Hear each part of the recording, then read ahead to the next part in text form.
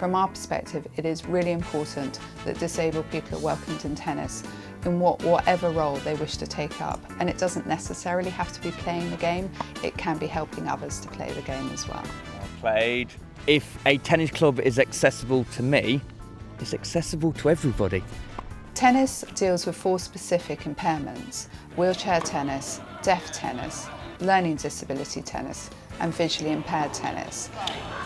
We have over 40 disability tennis networks across Great Britain. These are networks of venues we support with funding, advice and equipment. They offer both specific impairment sessions, but also offer sessions where disabled people play alongside everyone else and receive the same benefits. Any other sport, if I said to them, put a blindfold on, you've got to play on my terms, they'd probably say no. Whereas when I say, come and play tennis, you don't need to do anything, just hit the ball.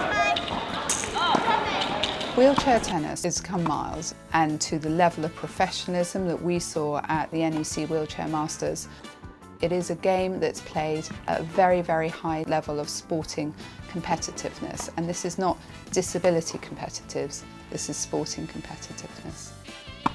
The Masters for me was a great event. Brilliant location, and then for our guys to actually get their highest ever finishes in a Masters showed that they love playing in front of the British public and in such a brilliant venue. 7, 8, 9. Our aim and objective was to push that event to levels that had never been before, a level that's commensurate with the skill of the players. Is a really good foundation for us, and we have it for another couple of years in 2015 and 2016.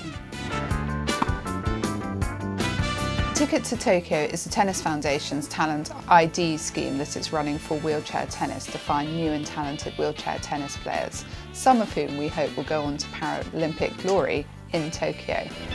I've had so many moments where you've had the lump in the throat and try not to show that there's tears in the eyes.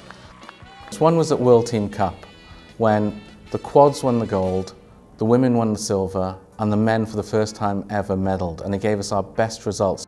We've got Andy who this year has won 2 Grand Slam titles, and he's got his first singles Grand Slam title, which again was a great achievement for him out in America, beating the American world #1 in front of his own crowd. And then of course when Geordie, she won the US Open to create history, the first British player ever to have a calendar year Grand Slam. Wimbledon was also a highlight, to actually be there when they won that and to have a British Wimbledon champion in our discipline, absolutely fantastic. Our players have had a phenomenal year this year, and if we can just build a little bit on that, then I think that's going to be success already. But we have to make sure that the fundamental building blocks are there, and so that this is a longer term project as opposed to just a flash in the pan.